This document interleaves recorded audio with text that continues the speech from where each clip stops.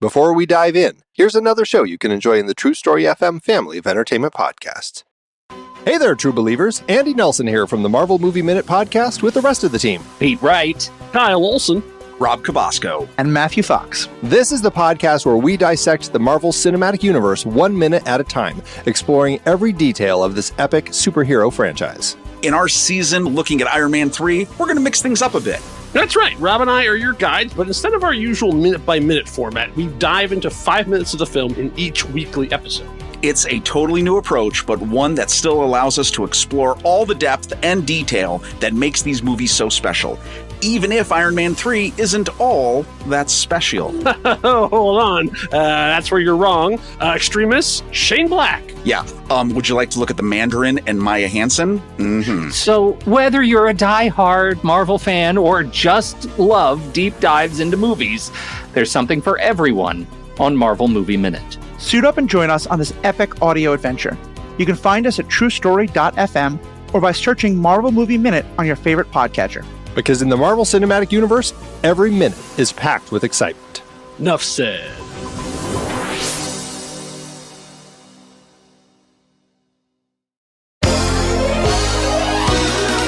Okay, now for the lightning round. I'm so good at lightning rounds. That's from Friends. It's my favorite show. 20 seconds on the clock starts now. Who is the captain of the USS Enterprise? Oh, crap. Is it, Captain Stubing? No, Morgan? Crunch? Next question. Which superhero is Tony Stark? Stark. Did Game of Thrones have superheroes? I only watched 2 episodes. What planet were Luke and Leia born on? Planet Fitness? Oh, time's up. Sorry. And now, a word from our sponsor. Hey everybody, Mandy Kaplan here. Please check out my podcast, Make Me a Nerd, where each week an incredible guest tries to baptize this mainstream mom into the world of sci-fi, fantasy, and all things nerdy. Available wherever you podcast. That's our show, folks. Wait, I just thought of it. Padme Amidala gave birth to her twins Luke and Leia on Polis Massa. No, that's dumb. Is it Planet Hollywood?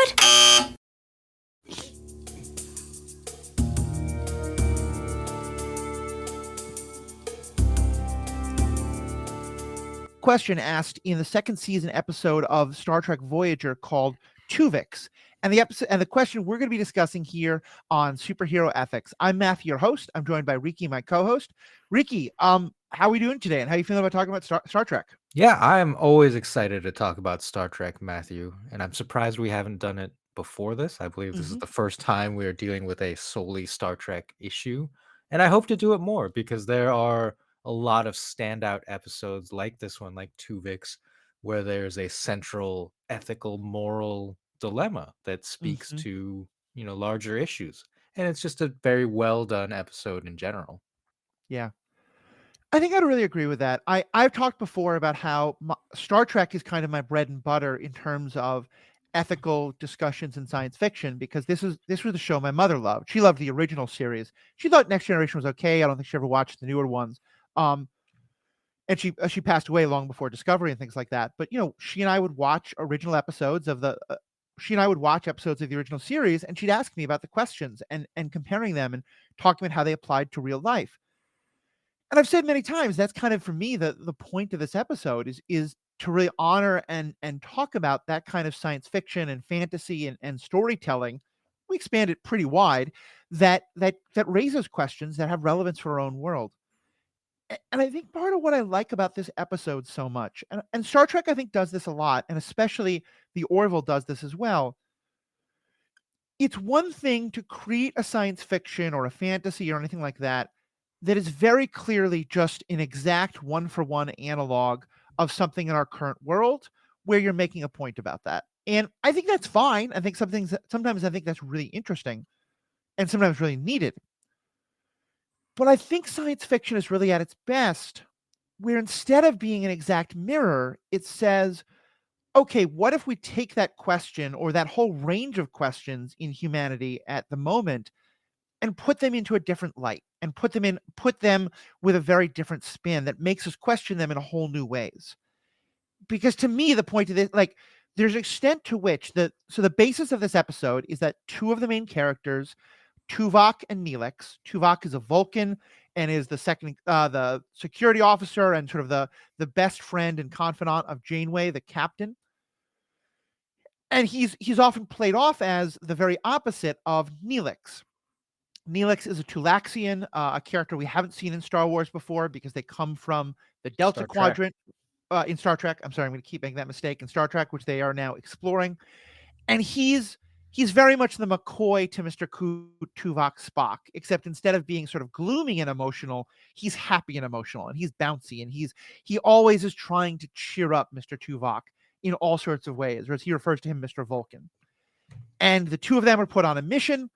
And during the course of the mission, because of Star Trek science, there's a transporter accident, and the two of them get merged into one being.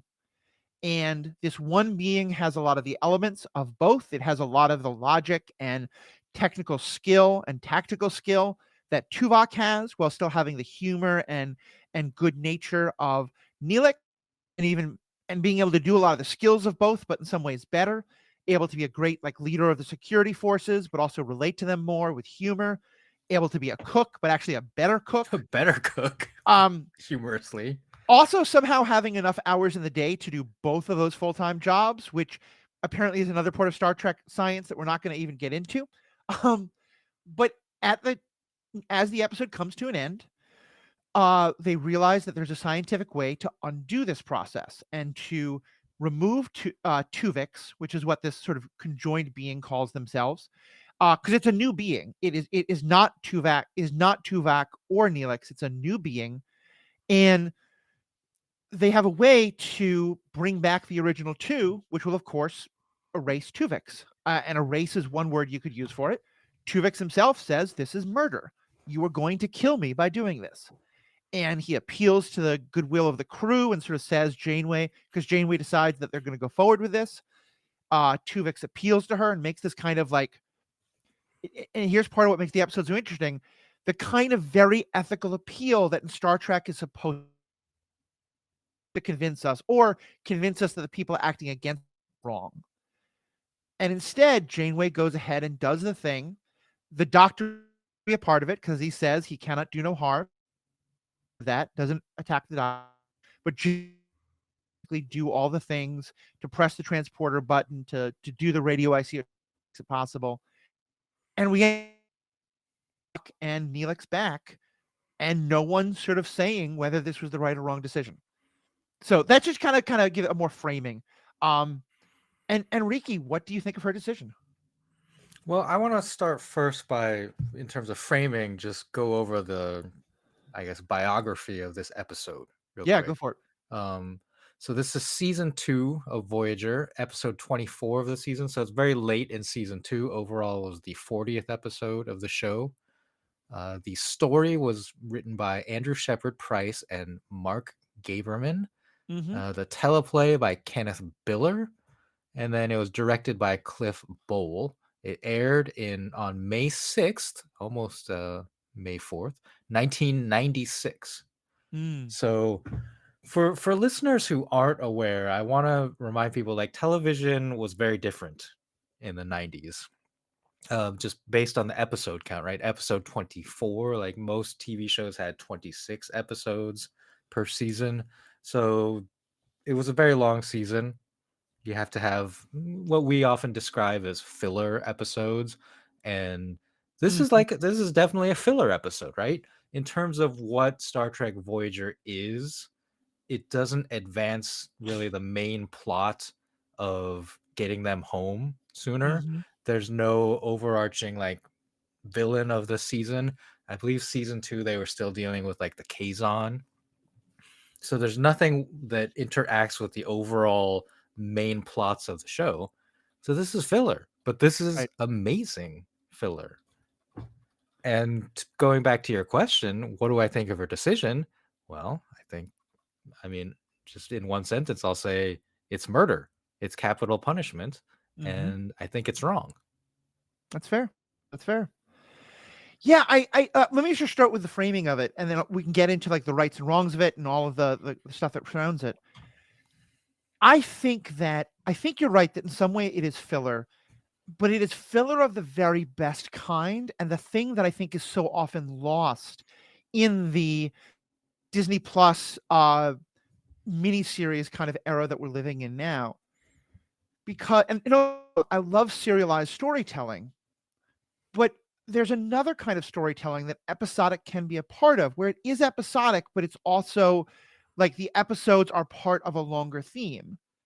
Because the whole point of Star Trek Voyager is what happens when a particular Voyager is teleported, all the way across the galaxy, has no communication anymore with their friends, their family, with Starfleet, with anything else.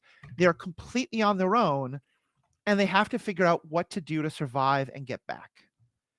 And in terms of Janeway, her overall story is the need to, frankly, become harder and harder as a person because of the need to make these very unfortunate decisions that sometimes we may disagree with and sometimes we may, but that I think that Janeway feels that she has to make in order to let the ship survive and her crew survive and her crew get home.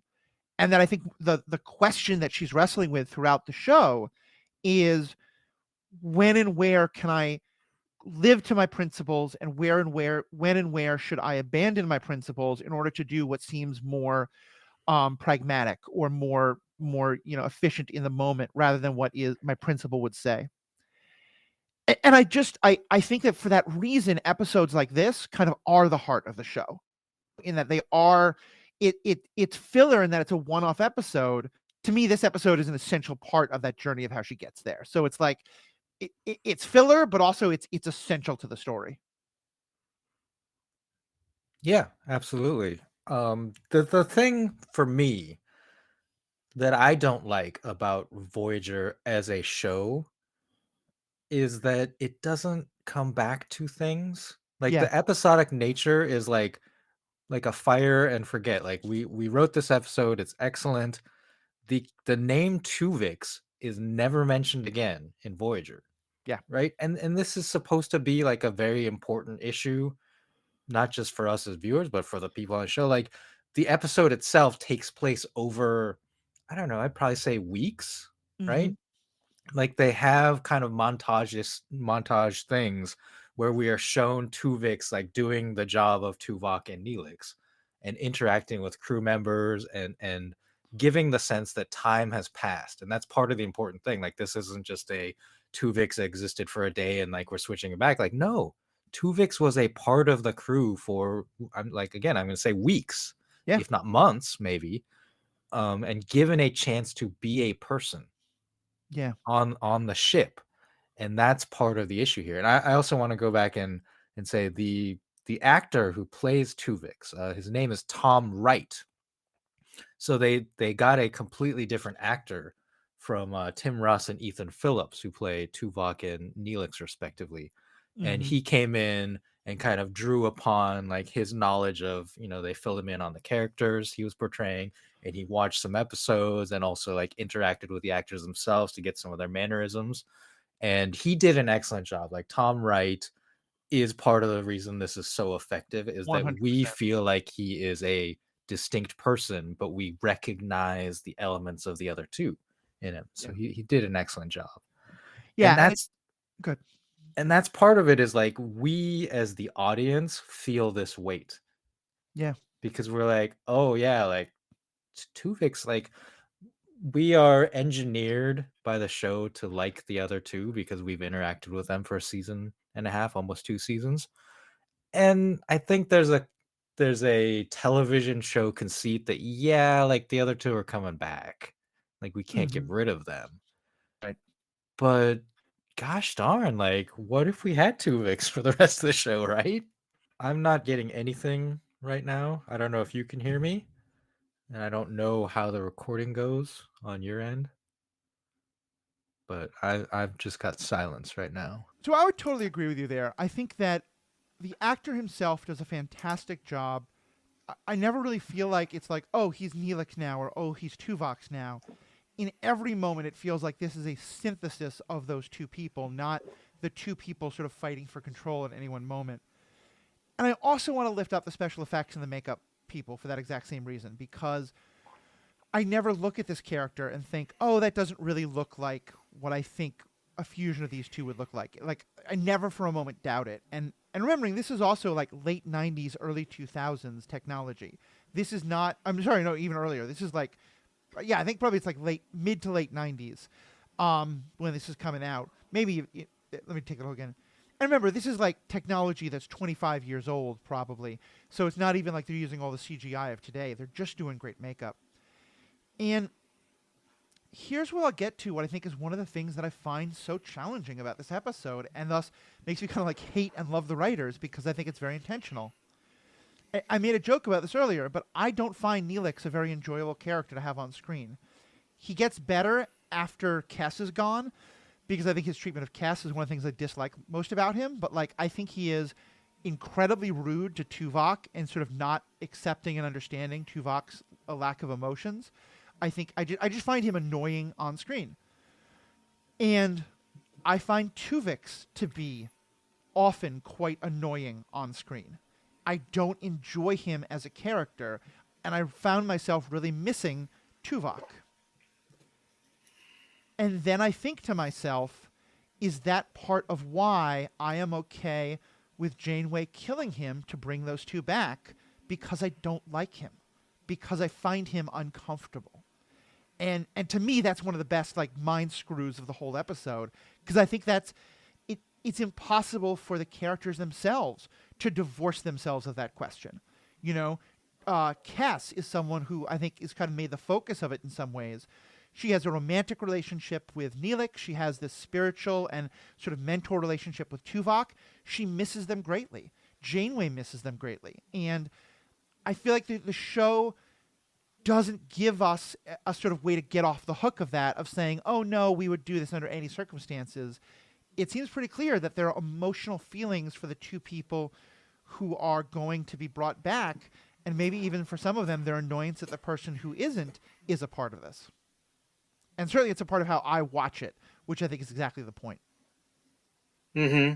I completely agree with you on the makeup department, because for me, I find Tuvix, his look, uncomfortable, ugly even. And I'm not saying ugly like the actor is a good-looking person, like they are in Hollywood, and the makeup is competently done, well done.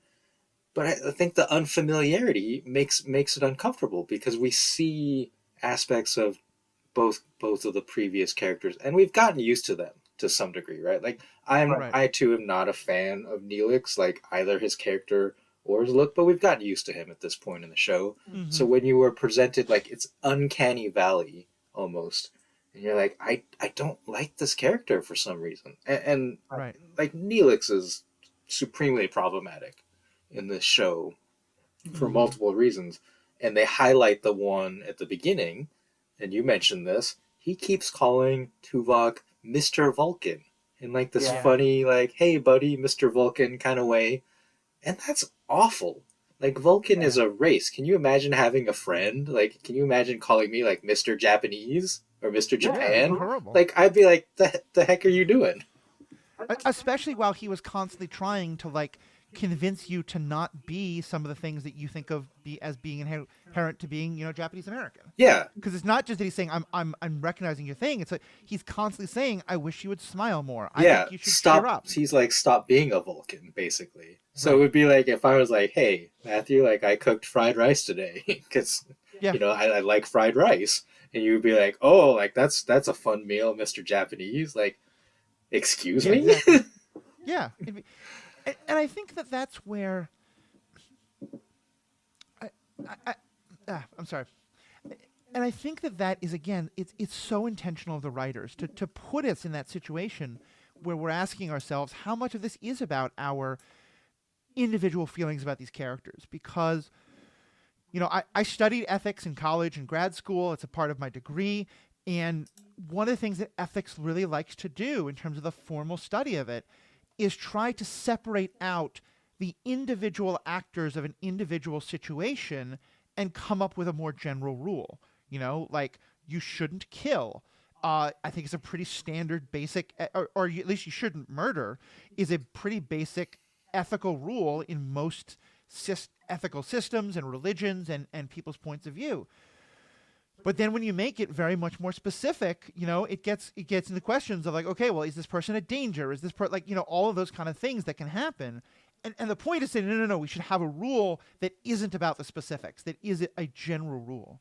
And part of what makes this so challenging is this isn't a situation that we've faced before or that we're going to face again. And this is kind of what I was saying before. This is a very unique situation that probably no one in the galaxy is going to face again, because it's all about this very rare flower and, the technobabble that Star Trek does to kind of make it all make sense. And so, it's not something, as I said at the beginning, it's not something that I can apply as a one-for-one situation.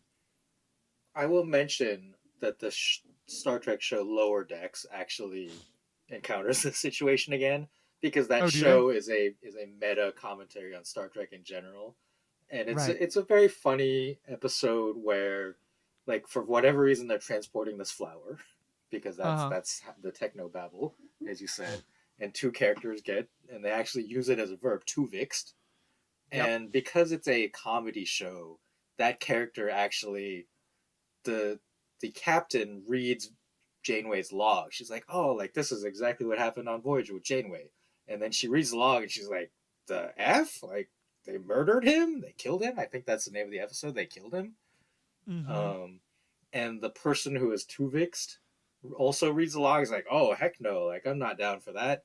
And ends up, like, capturing other crew members and Tuvixing them. So it's kind of like a, like, Invasion of the Body Snatchers thing. Oh, and interesting. And then, like, the characters, like, end up fixing everything, obviously. But it's a fun callback, and I liked that the writers of the show were like, yeah, like, she murdered that guy. Because that's how I feel, right? And I think we should talk about this, because Star Trek has this framework of morality that has become famous, right? The needs of the many outweigh the needs of the few or one. Famously from when Spock sacrifices himself. Come on, spoilers, right? Like, sacrifices himself in Star Trek II, The Wrath of Khan. And that is often presented in other Trek franchises, shows, and movies as, like, this absolute, like, if you have the opportunity to save multiple people by sacrificing one, you should do it. And it's the trolley problem, right? I would actually disagree with you strongly there. I think it's presented that Vulcans feel that way. But if you remember, in the very next movie, The Search for Spock, when Spock is trying to understand why so many people put their lives at risk for him, Kirk looks at him and dead-eye says, the needs of the one outweigh the needs of the many. And I kind of feel like the show has always tried to, the overall franchise has always tried to hold those two in tension and recognize that, like, yes, overall there's an idea of the needs of the many, but also that can become like we crush the individual in favor of the group, and that's not okay either. That's true. They reverse that, but I will note that no one died. Oh, I guess a character dies. One character dies, but he's also like, why did you risk your careers? Like, that's how it's presented as a balance, right? Right. I think, like, Spock's sacrifice is much more poignant, because if he doesn't make that sacrifice, the Enterprise blows up. Right. In whatever thing was going on, the Genesis weapon. So it's interesting, because, like, he was also going to die anyway if that happens, right? So I think it does bear more logic. In this case, in the Tuvok example, it's very different, in my opinion, because the other two are already gone. In a sense, we can say they're dead. They're not, but they're gone. And now you were saying you have to sacrifice one being to bring two other beings back from a situation like that, and that's like, there are always going to be variations on the trolley problem, but that to me is like a fundamental difference in why I think this is murder. And I've seen like Trek producers comment that this was the first instance of capital punishment in Trek, and they've noted it that way and treat it as such. Yeah, and I think that that's where this is kind of. I totally agree with what you're saying there, and I think this is what gets into what I was saying at the beginning about how when sci-fi presents a question that is quite different than anything else, because like I was trying to think of like similar situations in our own world, and one that comes to mind is like every person with 2 healthy kidneys, you could kill that person and then give those 2 kidneys to potentially like save the life of 2 other people, or like some other thing where like someone has, there have been cases of where someone has like for some reason, like their particular liver is like the only thing where they could have like a very reduced quality of life if they sacrificed part of their liver to save someone else.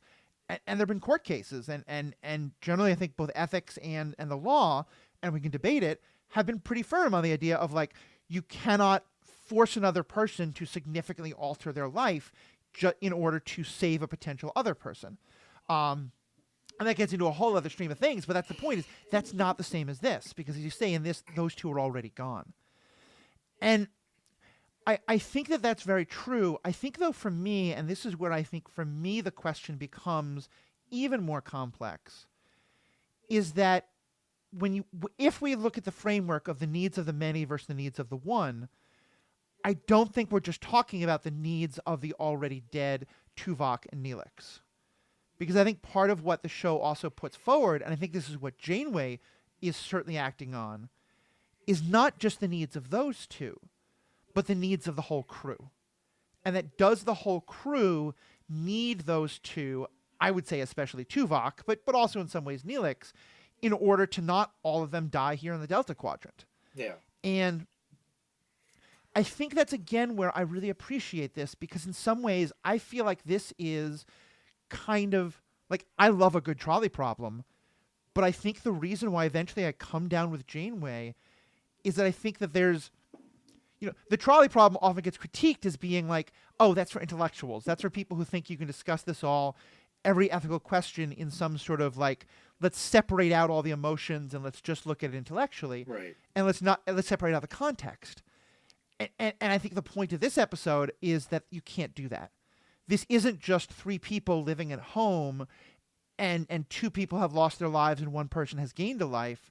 This is members of a crew who are under an who are in an incredibly difficult situation where everything has to go right for them to survive, let alone get back home.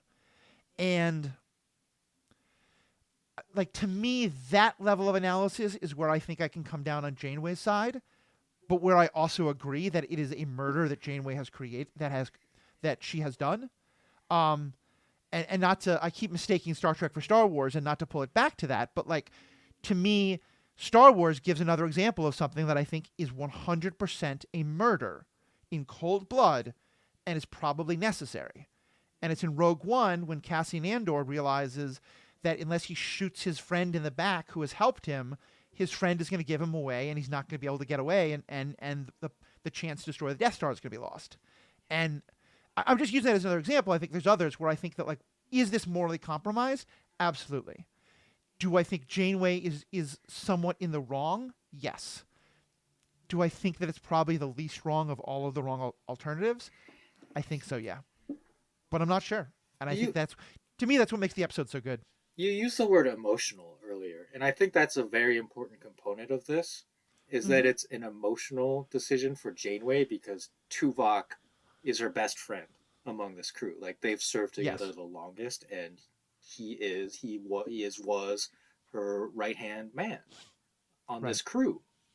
And then the way that they also bring in Kes, who had the relationship with Neelix, and Tuvix tries to kind of, like, because he has Neelix's feelings, tries to rekindle the romance, and they have like a nice dinner together, and Kes ends up deciding and making a plea to Janeway, saying, if you have this opportunity, like, bring them back. Bring Neelix back. Like, I miss him. Right. She cries. It's a deeply emotional scene. It's one of Jennifer Lien's best performances on the show. 100%. It's unfortunate because, like, she wasn't really given a great chance. Like the character itself herself is not great, but I think she did a great job in this episode. And it really drives home the point, and I think it helps us as audience members to remember that someone likes Neelix, like, because we don't. And I say that jokingly, but I think it's important, and it helps so much. Because, like, the bring Tuvok back because, you know, he's better at his job or, like, essential for the crew or whatever, like, makes sense. But when you have this emotional, tearful pleas, like, I miss Neelix, like, that's, like, the gut-wrenching part where, like, okay, I think that helps us get over this hump. Yeah. And I'll say again, here's where I think the writers were brilliant, because they could have made the Tuvix character like cross some ethical lines in terms of how hard he's pursuing Kes, but he doesn't. Right. He clearly indicates that he would like to continue the relationship that Neelix and her had in a new way. He does kind of like offer a kiss at one point and like let her know how he feels. But the moment she shows uncomfort, he pulls back. And I remember kind of wanting him to go over the line so that I could hate him. I wanted to not like him, and he didn't do that. I found other things about him problematic, but I think that's the kind of like... I don't want to make this about autism because, like, I mean, I'm autistic myself, and like the discussion about that 30 years ago is so different than the one today. But there is something to the fact of, like, the people we find socially uncomfortable are often the lives that we aren't quite as quick to place value on. And just to add one more part to it, I think one of the overarching parts of the story that I haven't mentioned yet but is essential is that all of Janeway's idea of I have to get back I have to get the crew back no matter what the cost, no matter what the ethical or moral cost, that is my prime directive, stems in part from the fact of guilt. Because the show starts with her making a moral and practical decision, her making a moral and principle decision, where according to her morals and principles, she won't allow this technology to fall into the hands of this group called the Kazon, who are kind of the Klingons of this part of the galaxy, but without the honor that they get. She doesn't want them to be able to force this empire and take over lots of people and kill lots of people. And so she does the moral thing, even though practically it means that her crew is now stranded in the Delta Quadrant, possibly forever. And I felt that the show has been pretty clear that a lot of what's causing her to say, like, I will never do that again, is her guilt about that and her wondering if she made the right decision. And so I think it's one more part where emotions are playing into this, of she feels like she already made a terrible sacrifice for her principles and she can't do it again. Yeah. And if you watch Prodigy, the Janeway character, I think, continues to be driven by that. And that she pursues rescuing Chakotay to a degree that seems, you know, like not correct from you're an admiral point of view, but it's like, oh yeah, like, of course, like, after what she's got done and been through, like, she's gonna do a lot to rescue Chakotay. What do you think about kind of the end scene after Janeway makes the decision?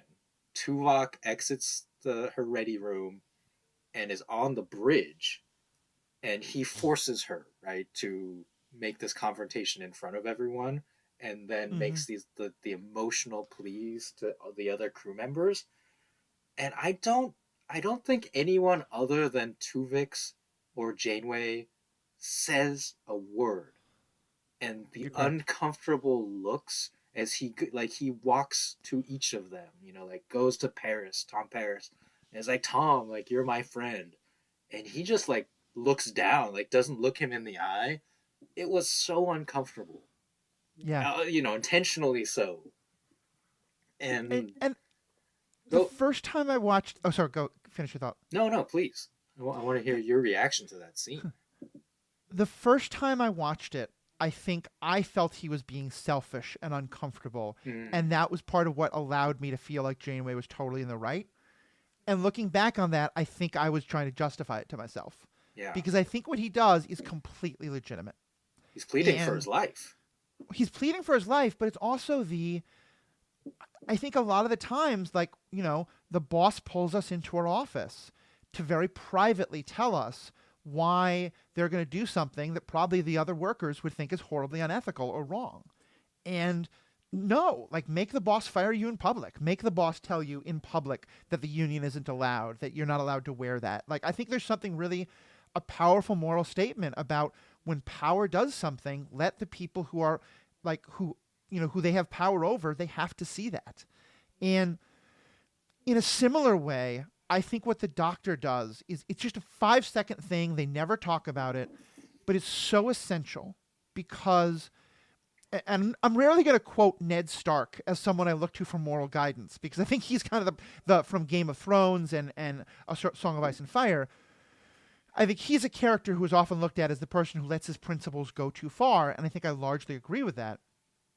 But one of his core principles, which I do agree with, is that the man who passes the sentence should swing the sword. Like, anytime he sentences someone to die, and I fully disagree with capital punishment, but I agree with this. Like, I think, like, if you're on a jury and you sentence capital punishment, you and the district attorney or whoever's the prosecutor should all have to collectively press that button. Like, you cannot decide a person should die without you having to be the person who does it. And what the Doctor does is winds up putting Janeway in that exact, and I think that's part of why, I think because Janeway agrees with that without having, she didn't think about it before, is why she doesn't make the Doctor do it. She's just like, you're totally right, you're fine. And then she goes ahead and she even tells because what the Doctor does is to issue the isotrope, the technobabble thing that's medically injected, and then the transporter officer is supposed to just press the button on the transporter, but she goes ahead and presses that button as well. She does and both. To me, yeah, she does both of them. And to me, that's it's because I think, and this is part of it, she's protecting everyone else. No one else has to do this. It is literally just her responsibility. And because I think she wants to live with that responsibility. And, like, we see Kes be happy that Neelix is back. And Janeway kind of acknowledges that Tuvok is back. But I think she's still pretty haunted by it. And I think that's very important. She walks out of the sick bay, and just walks into the hallway. And the camera tracks her. Camera is, like, on her face. And it walks with her out into the hallway. And we see her face, like, transform from resolute, like, I had to do this, to I think sadness. I don't know, like, it's a very beautiful scene, and Kate Mulgrew does such a great job, again, like, with no dialogue. Like, it's just, she's just walking, and her face is, like, gradually changing as she leaves sickbay and leaves, the other characters behind. So she has, like, her I'm the captain face, and then, like, we see her personal face, like, how she actually feels. And it's a transformative facial expression. It's just a great, like, I don't know, 20 seconds of just watching a person. And it's beautiful. Like, these kinds of moments are what make this episode effective. And it's, like, all silence, saying how none of the other bridge crew say anything. It's just their facial expressions. But they're consenting, right? Like, they are consenting to this, or they're not objecting to it. But they cannot look Tuvix in the eye as they consent. Well, and another moral adage is silence is consent. Yeah. And I think that's very true. And I think, when people say, oh, but it's just my government, I couldn't change it. Like, no, at the end of the day, we can rise up, I mean, it's very hard, but, like, I'm not saying that flippantly, but yeah, like, silence is consent to some extent. It's why I, when I was when I lived in California, and the state of California killed someone, I would feel like, I had been part of that. And I would say that to folks, that, like, every person in the state of California just murdered someone. And I voted against the death penalty any chance I got. But still, it was the state doing it in my name. And it's Janeway doing it like that. I want to interject here. I want to bring in some comments from other sources on this. First of all, just to say, as kind of a tribute to the episode, this episode came out in 1996. We're still talking about it. not only are we still talking about it, but I had the idea to post on Facebook, and all I wrote was, hey, Star Trek fans, was Janeway right in the episode Tuvix? That's all I said. Yeah. And I think that's a great idea for us to do. Then we try to do more of posting those kind of questions, especially even more on the official page of these podcasts. I did it on my own social media page. Now, the mistake I made is I posted it 14 minutes before we started recording. My point here, though, is that we got over 20 comments within about half an hour of me posting that. Oh, wow. And the first 10 comments came in within 5 minutes. Yeah. People have feelings. People have feelings, and probably for a lot of them, they haven't watched this episode in 10, 15, 20 years. But they have feelings about it. So, to me, that's just an incredible testament to how good this episode is. But I want to bring in a couple of their comments because I think they relate directly to things we've said. First, we were talking about how there's an extent to which, well, I think we both think that this obviously has an effect on Janeway, that as you pointed out, we never actually hear the word Tuvix said again, and that's, I think, a real failure. And Daniel Lee, who's someone else we know from the Judge program, wrote, the problem with Tuvix wasn't that what she chose to do. Honestly, they could have executed that, LOL, either way. The problem was that it was never mentioned with it again. Yes. That it was never mentioned again. Nobody wrestled with it. No one had second thoughts or dilemmas. Not that we ever saw. And I think that is... this TV show, like, we forget how much the ability to go back and watch any episode affects us. When this episode came out, like, DVR was still barely a thing, and, like, certainly there wasn't streaming or anything like that. And I think as a result of that, the expectation was that most people wouldn't watch every single episode. And so writers often didn't want to put someone in a situation where if they hadn't watched a previous episode, they were now going to turn off the current episode. And I think that a part of that is that they sometimes when they tried to have things that were not purely episodic, they were like somewhat serialized in terms of the Janeway before this episode is different than the Janeway afterwards. They would do that, but they wouldn't go back to it.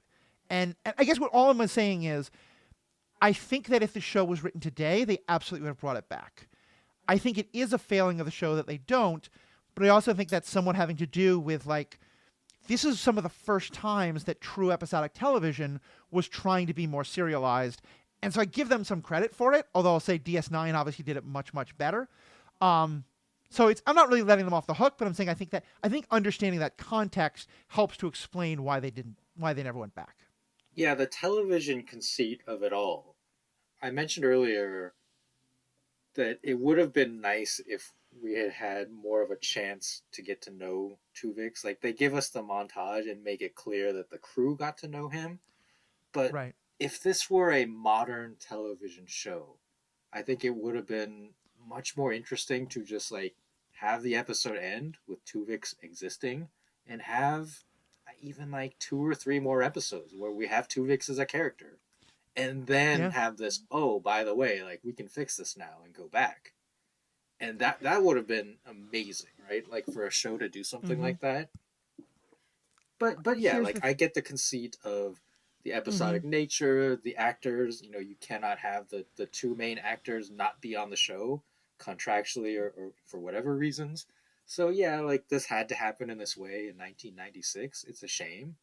But I agree with Daniel that, again, like, they never say his name again.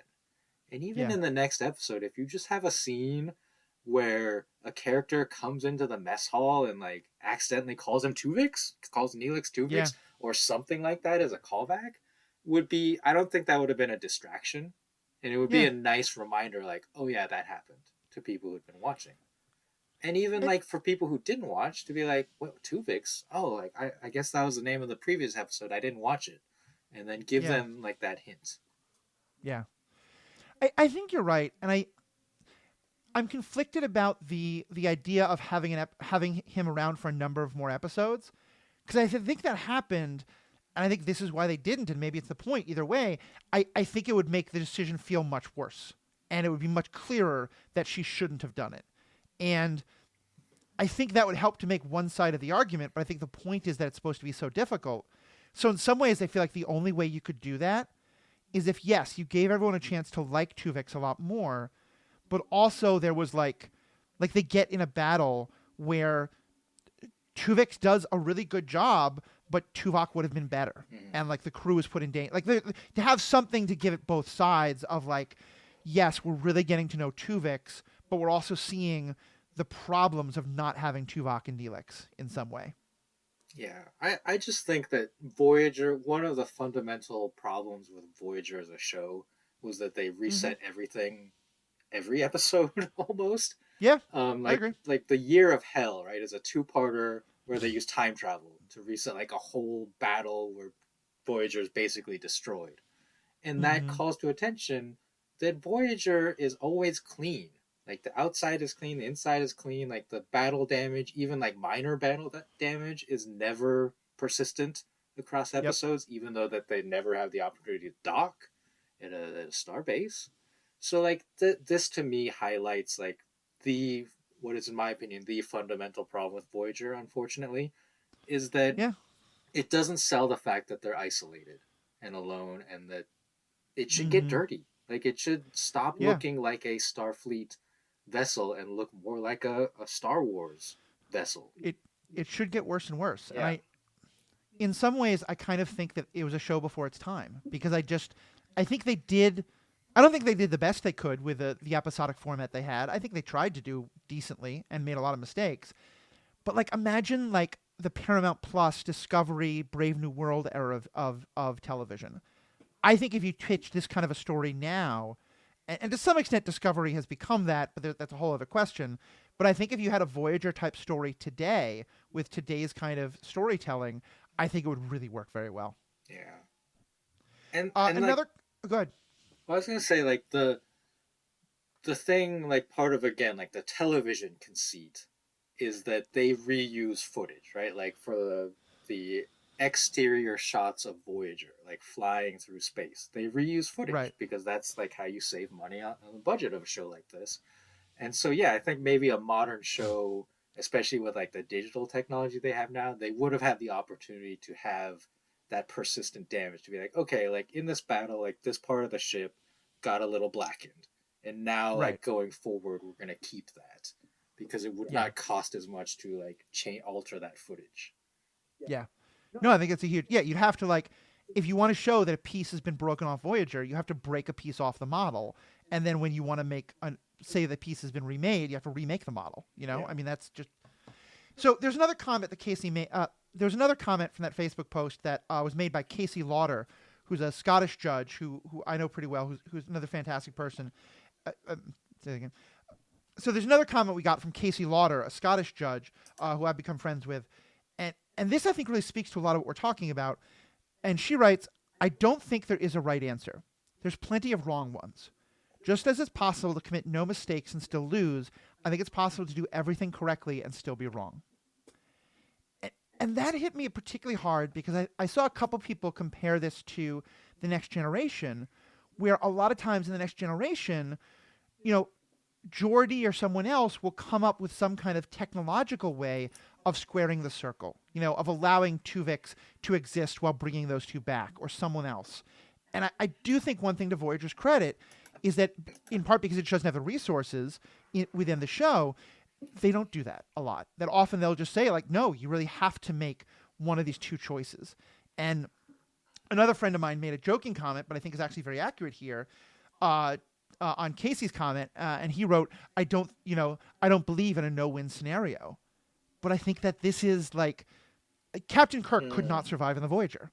Like, what Janeway is faced with all the time are no-win scenarios where there is no good answer. There's having to choose what is the least bad. And I hate that. And I will always, like, I think it's very easy to sit in an ethical armchair and critique her. And I'm doing that. And I think, though, that part of the whole point of the story is, but yeah, this is the situation she's in, and there is no right answer, and she's doing the best she can. Yeah, fair enough. I certainly would not have wanted to make this decision. I agree with you that Next Generation would have tried to do something a little cleaner, maybe. Like Next Generation, the show. Like, I don't know what decision Captain Picard would make. And that's very different because on Next Generation, the Enterprise would have all of the resources of the Federation, right? Like the best scientific minds and all that. And that plays to like Voyager's storyline of being isolated. And yeah, you mentioned earlier that like they need Tuvok to survive is like an interesting argument. Yeah. Yeah. No, and I think that came out more as my kind of defense of why I'm on Team Janeway. I think the main point of that is even if you're still against Janeway, which I think is totally legitimate, that's again just it's what makes the show so good in this regard. Yeah, exactly as it says it is that she doesn't have those other options that Picard would have because he has the full resources of Starfleet and this much bigger ship and all that kind of thing. Yeah, in terms of like the impact of this episode, I just want to point out that in 2020, 4 years ago, Alexandria Ocasio-Cortez was on what at the time was called Twitter, social media site, and commented on this episode, and then Kate Mulgrew responded. That's and amazing. They had a conversation about this. So I love that. That's the impact that and the legacy that this one episode had, and that the fact that you can just like say the word Tuvix, and Star Trek fans will have an opinion on it. Yeah, and like further underlining that, another friend of mine wrote, one of the best ethical dilemmas in all of Star Trek. I am still so conflicted. Sure, yeah. It's not that all of us are like, oh yeah, everyone agrees Janeway is wrong. It's that we're still conflicted. Like, and I think many people are pretty firm on one side or the other, but also a lot of us are like, I don't know. I haven't figured it out. It's been 28 years and I'm still thinking about this because it's so well done. And I want to be clear, like I am firm that I believe Janeway made the wrong decision. I cannot be firm that if I were in the same situation and I had to make the decision, whether I would do what I, from here, think is the right thing. And that goes back to like the emotions of it of it all. Like even if you spend a month with Tuvix, she knew Tuvok for years, like a decade even. Yeah, no, I think it's very true. And I think that's, in many ways, I feel like the lasting legacy of this episode is really kind of skewering trolley problems because like it's really about like the whole point of the trolley problem is somewhat to divorce the situation from your emotions, and we can't do that. We shouldn't do that. Yeah. There is an emotional component. There is an emotional component to ethical decision making, and there should be. The question is all though, like, to what extent is it your personal emotions, and are you making a larger decision based on that you should or shouldn't be? You know, because I feel like the emotional aspect of all of this, including hearing his emotional appeal, should matter. I don't think Janeway like. If Janeway is saying, though, I'm going to kill someone to get my good friend back, or I'm going to kill someone to assuage my guilt about what I did 2 years ago, I don't think that's a good use of emotions. And where do I draw that line? I have no idea. That's why I made this podcast, so we can talk about it. Yeah, and the way the trolley problem is drawn, right? The classic way it's drawn is that the people on the tracks are stick figures. I think it is so telling to, like, the divorcing of the emotion. Like, if you drew actual people or like had photographs of actual people, and especially like people you know, it's like, oh, I think I'm gonna make a different decision than I do when we're just talking about theoretical stick figures. Right. Jacob Malicic, who's another person we know from the Judge program, who was a co-host of this podcast for a long time, and I hope will be a guest again, he wrote, I also think she did it for selfish reasons. I understand her decision, but I think it was unethical. I would probably do the same thing in her position. Yeah, kill one person so that two people I know can live. It's a trolley problem situation for sure.